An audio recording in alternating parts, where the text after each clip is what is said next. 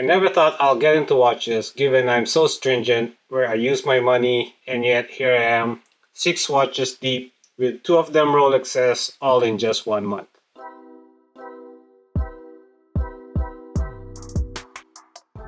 Hey everyone, welcome to the channel. I'm Paolo, and today I want to share how I went from wearing a fossil watch to an Apple Watch to getting hit with the watch disease hard and buying my first Rolex and 5 more watches after that.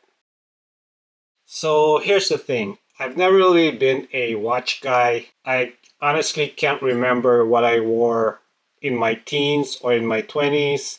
In my 30s, I remember getting a blue fossil watch that I wore for several years.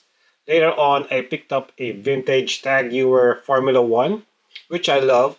Then because I work in tech, I got into smartwatches. I got an Apple Watch like everybody else. I wanted to track my daily steps and workout. Unfortunately, during that phase, I misplaced the Tag Heuer and I tried looking for it everywhere. Then early this year, the Apple Watch broke while I was swimming. It got water damage. I just couldn't believe it. My wife and daughter surprised me on my 49th birthday, gifting me with a Garmin Swim 2 as a replacement smartwatch. Up to that point, I didn't know a thing about mechanical or automatic watches. Never owned one, never thought I would.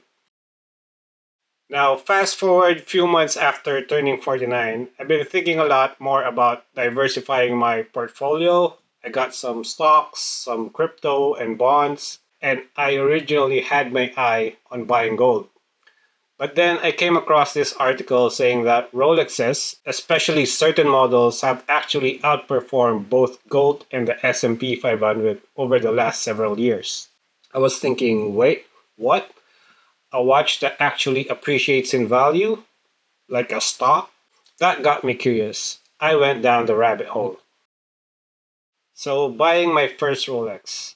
So, I did what most people do. I walked into a Rolex authorized dealer boutique. I had a budget in mind on the amount I'm willing to buy as an investment, and thinking I'll get either a Oyster Perpetual, a GMT, a Datejust, or something. And that's when I found out about the dreaded waitlist. No idea it was that competitive. But by then, I already had the itch, so I started browsing the gray market and came across a deal I couldn't ignore. A Rolex Oyster Perpetual reference 11600, the one I'm wearing now.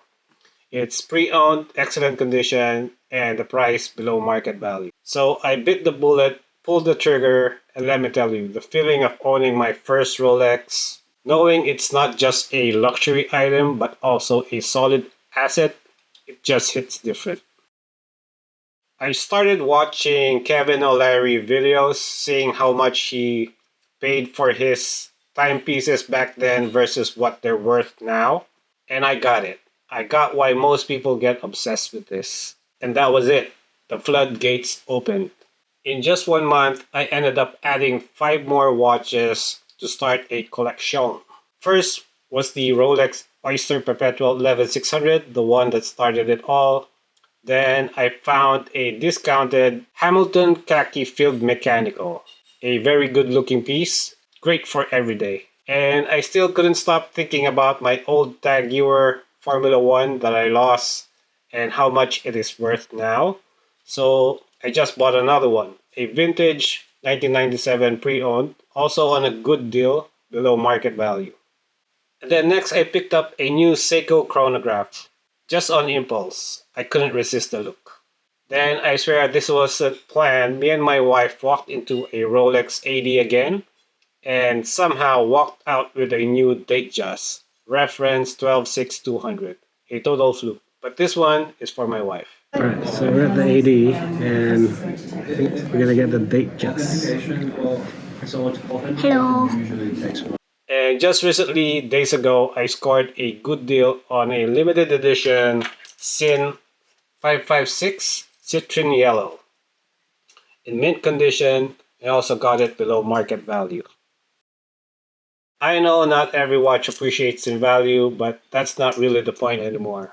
It's the thrill of the hunt, the appreciation of the craftsmanship, the engineering. Owning that piece, wearing that piece and enjoying it, And yeah, that little dopamine hit when you know you got it on a good deal, and seeing your watch collection on Chronos 24 showing all the potential profit like a stock market. And now I'm hooked. I'm learning more about movements, brand, models, and the market every day, and I love it. Others would say to only buy watches to commemorate an event, but I can't help it. I'm really trying hard. I know I'll eventually mature from this early phase of my watch journey. Right. Thanks for sticking around and listening to my story. If you're just getting into watches or even thinking about it, or you already had this disease for some time, I'd love to hear your journey too. Drop a comment below. And if you enjoy this kind of content, go ahead and hit that like button, subscribe. I'll be dropping more videos soon, including unboxing and reviews of each of the piece I mentioned today. Alright, see you in the next one. Bye for now.